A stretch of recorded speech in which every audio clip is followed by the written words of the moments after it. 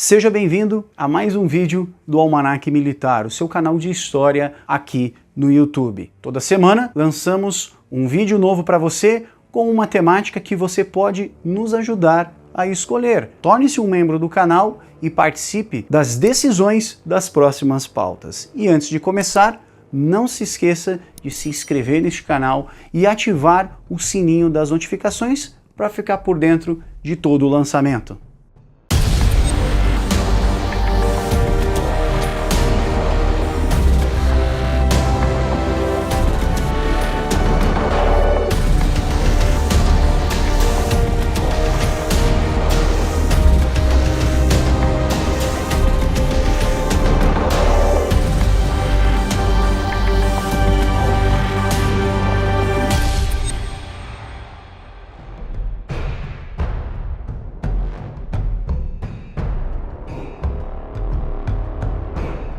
Saudações à Ucrânia!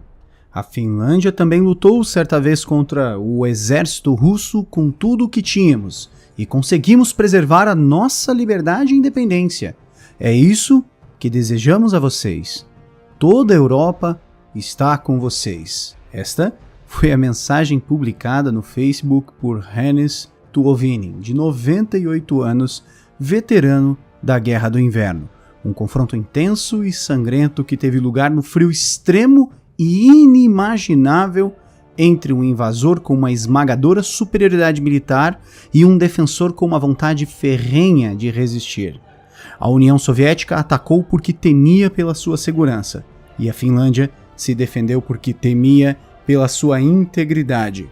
Foi uma guerra anunciada, precedida por alta tensão e sucedida por um acordo previsível, mas foi absolutamente surpreendente. Em 30 de novembro de 1939, mais de 400 mil soldados soviéticos, milhares de tanques, aviões de combate e artilharia pesada cumpriram as ordens do então líder da União Soviética, Joseph Stalin. Abre aspas. Ordeno às tropas do Distrito Militar de Leningrado que marchem sobre a fronteira e esmaguem as forças finlandesas de uma vez por todas. Garantam as fronteiras a noroeste da União Soviética e também da cidade de Leningrado, berço da Revolução do Proletariado. Fecha aspas. Leningrado, que até 15 anos antes se chamava São Petersburgo, era a segunda maior cidade da União Soviética e estava a apenas 40 quilômetros, o que Stalin considerava uma porta aberta, a fronteira com a Finlândia. Desde a chegada de Adolf Hitler ao poder e particularmente desde março de 1936, quando Berlim violou o Tratado de Versalhes, remilitarizando a Renânia e alterando o equilíbrio de poder na Europa, Moscou temia a invasão de uma Alemanha novamente armada e fortalecida. A chancelaria soviética iniciou contatos diplomáticos com a Finlândia já naquele momento, mas as declarações finlandesas de neutralidade não foram suficientes para dissipar os temores de uma União Soviética paranoica. A amizade política com o vizinho era, no mínimo, questionável. As relações culturais e comerciais entre a Finlândia e a Alemanha eram consideradas uma cortina para ocultar uma possível cooperação militar. Como o governo soviético poderia esquecer a interferência alemã na Guerra Civil da Finlândia em 1918, quando 12 mil soldados alemães desembarcaram na capital finlandesa, Helsinki, para garantir a vitória das forças burguesas, conhecidas como brancas, contra as vermelhas socialistas? A situação piorou no dia 1º de setembro de 1939, quando o Terceiro Reich invadiu a Polônia. A França e o Reino Unido declararam guerra à Alemanha pela segunda vez em 25 anos, enquanto a Finlândia reafirmava sua neutralidade e a União Soviética mantinha-se em silêncio até os tanques alemães começarem a mover-se para o leste. Moscou já tentava há um ano firmar um acordo com seu vizinho no norte sobre mudanças que permitissem à União Soviética defender o istmo da Carélia, uma estreita faixa de terra que separa o lago Ladoga do Golfo da Finlândia, por onde Stalin acreditava que Hitler poderia atacar. Mas Dadas as novas circunstâncias, os soviéticos não podiam mais aceitar respostas negativas, e a Finlândia não estava disposta a ceder 1 metro sequer do seu território, nenhuma minúscula parte de sua soberania. Em outubro de 1939, em uma reunião com o enviado do governo de Helsinki, Juho Paasikivi, Stalin e seu ministro das Relações Exteriores, Vyacheslav Molotov, propuseram um tratado de assistência mútua similar aos celebrados com os estados bálticos. Helsinki descartou imediatamente a proposta, convencida de que essa aliança com Moscou seria o prelúdio da sua invasão, ocupação e anexação. A Finlândia sabia que tratados similares oferecidos por Stalin à Letônia, Estônia e Lituânia terminaram com a União Soviética tomando o controle daqueles países. Em novembro, a União Soviética pediu aos finlandeses que movessem a fronteira de 30 a 40 quilômetros, concedessem a eles o controle de 4 ilhas e de regiões do Ártico e alugassem por 30 anos a península de Ranco para a construção de uma base naval. Em troca, ela ofereceu o dobro do território que seria pedido por Helsinki, e se a Finlândia solicitasse, o Exército Vermelho a ajudaria a defender-se dos nazistas. Em resposta, a Finlândia acabou aceitando mover um pouco a fronteira e ceder quase todas as ilhas, mas deixou claro que não permitiria de nenhuma forma a presença de bases militares soviéticas em solo finlandês. A guerra começou às 9 horas em ponto no dia 30 de novembro. As pessoas pararam nas ruas de Helsinki com um som doloroso e cada vez mais forte das sirenes. Pela primeira vez na história, ouviu-se o som de bombas caindo sobre a cidade. É a forma moderna de declarar guerra. Nesta manhã, Helsinki era uma cidade gelada, habitada por sonâmbulos. A guerra chegou rápido demais e todos os rostos e olhos observavam atônitos e incrédulos o começo de uma guerra. Enquanto as bombas caíam na capital finlandesa, o Exército Vermelho avançava rapidamente em todas as frentes. O ataque era esmagador. A Liga das Nações expulsou a União Soviética, mas o mundo ofereceu muito pouco a mais que isso. A maioria considerou que as probabilidades eram quase inexistentes. O próprio Stalin confiava em uma vitória rápida, afinal a União Soviética era o maior e mais poderoso país da Europa, enquanto a Finlândia era um dos menores e mais fracos, uma nação jovem com economia precária. Tudo indicava que os soviéticos estavam a ponto de fechar o círculo dos acontecimentos iniciados no ano de 1917, quando a Revolução Comunista derrubou a dinastia imperial russa. Aproveitando aquele momento, após 600 anos de dominação sueca e 100 anos de domínio russo, a Finlândia declarou sua independência e estabeleceu uma democracia parlamentar em estilo europeu. O governo bolchevique de Moscou aprovou a independência, mas Lenin morreu acreditando que, em dado momento, tanto ela quanto outras nações desgarradas acabariam retornando à União Soviética. Em todo o país havia um sentimento de apreensão. Ninguém pensava no seu próprio destino, era o destino de toda a nação que estava nas mentes dos finlandeses. Eles não sabiam o tamanho das forças mobilizadas pelo Exército Vermelho. Só ficou claro muito mais tarde. A proporção da infantaria finlandesa com relação à soviética era de 1 para 4. A de aviões era de 1 para 10 e a de artilharia era de 1 para 12. De tanques era de 1 para 192. Com uma população de menos de 4 milhões de habitantes, a Finlândia precisava de todos os soldados que pudesse reunir. Muitos soldados foram alistar-se no dia seguinte ao início dos bombardeios. Quando as primeiras ondas de tropas soviéticas atacaram, jovens voluntários foram mantidos na reserva para proteger locais estratégicos. Enquanto isso, na frente de batalha, os soldados finlandeses mantinham-se firmes, apesar de terem tudo contra eles. Foi uma surpresa para o mundo exterior e também para os próprios soviéticos. Além do seu poderio superior, os soviéticos contavam com amigos no terreno.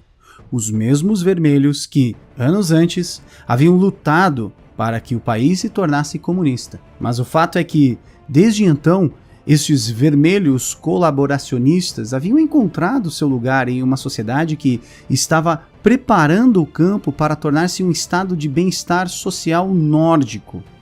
Aliado a isso, o pacto de não agressão assinado entre Moscou e Berlim em agosto daquele ano havia agitado os comunistas pelo mundo todo.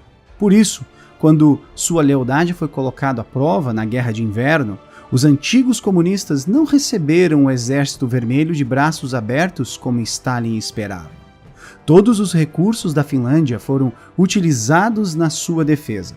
Em um dos invernos mais rigorosos já registrados, com os feridos morrendo congelados antes que fossem atendidos ou feitos prisioneiros, foi decisivo o papel das lotas, o corpo voluntário de mulheres do país, assim chamado em homenagem à sua fundadora Lotta Svard.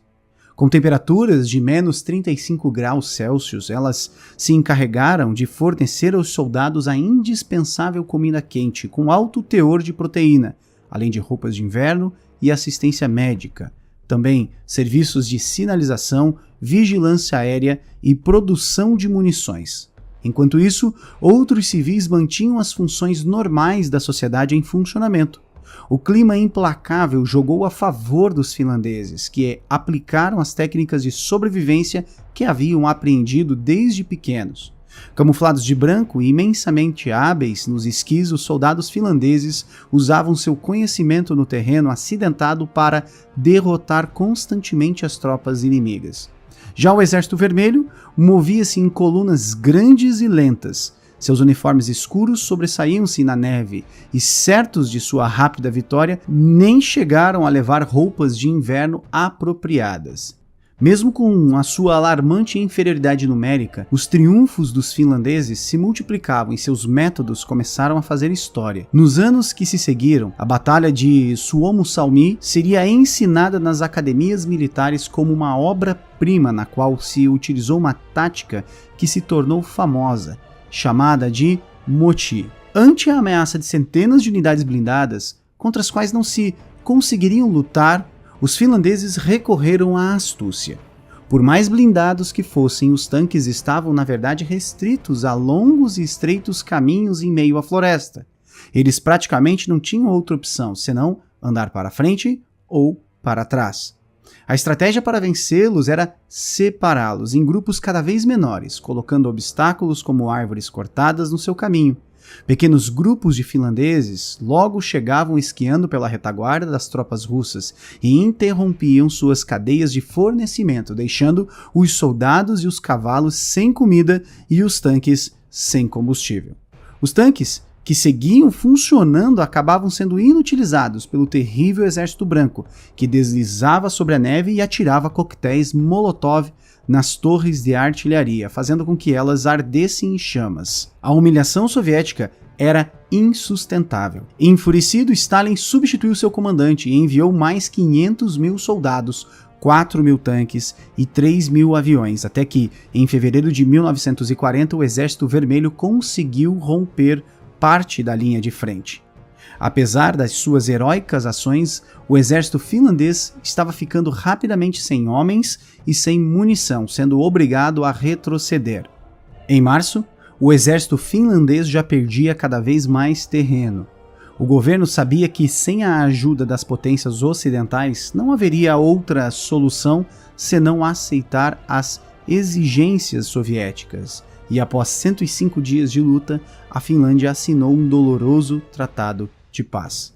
Helsinki cedeu toda a Carélia finlandesa, parte de Sala, na região da Lapônia, a península de Kalasta-Jassarento, 4 ilhas pequenas do Mar Báltico, e também viu-se obrigada a alugar a península de Ranko.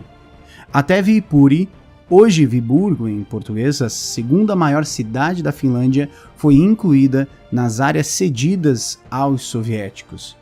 Para os finlandeses, o sentimento era de que o mundo inteiro estivesse acabando. A Carélia havia sido habitada pelos finlandeses por quase 2000 anos.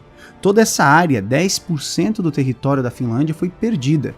Sua indústria, sua cultura, os lares de quase 500 mil de pessoas. A União Soviética ganhou a guerra, mas muitos consideram que a vitória foi da Finlândia. Entre eles, Nikita Khrushchev, o sucessor de Stalin. Khrushchev vai dizer, abre aspas, uma vitória a esse custo, na verdade, foi uma derrota moral. Nosso povo nunca soube que sofremos uma derrota moral, porque a verdade nunca lhes foi dita. Todos nós, e principalmente Stalin, sentimos em nossa vitória uma derrota para os finlandeses. Foi uma derrota perigosa, porque alimentou a convicção do nosso inimigo de que a União Soviética seria um colosso com pés de barro. Resumidamente, nossa conduta desprezível na campanha finlandesa incentivou Hitler em seus planos para a Operação Barbarossa. Fecha aspas. Essa operação deflagrada pelos nazistas em 1941 para invadir a oeste da União Soviética e povoá-lo com alemães confirmou os temores de Stalin, mas não os seus cálculos. O caminho tomado pelos nazistas não foi o istmo da Carélia. Já os finlandeses, apesar das perdas, celebraram seus feitos. Carl Gustav Mannerheim, comandante-chefe das Forças Armadas e depois presidente da Finlândia, disse, abre aspas, o povo da Finlândia demonstrou que uma nação unida, por menor que seja, pode desenvolver um poder de luta sem precedentes e, assim, resistir às provas mais formidáveis trazidas pelo destino. Ao cerrar fileiras no momento de perigo, o povo da Finlândia ganhou o direito de seguir vivendo sua própria vida independente dentro da família dos povos livres. Fecha aspas. Mas, infelizmente, os finlandeses, ressentidos pelo ocorrido, apoiaram os nazistas durante a invasão à União Soviética no ano seguinte, desiludindo seus admiradores e perdendo a superioridade moral que haviam conseguido. Esta talvez tenha sido uma das razões pelas quais esta guerra, que despertou tanta admiração, caíra rapidamente no esquecimento. Mas não na Finlândia, onde ela é recordada até os dias atuais com muito orgulho.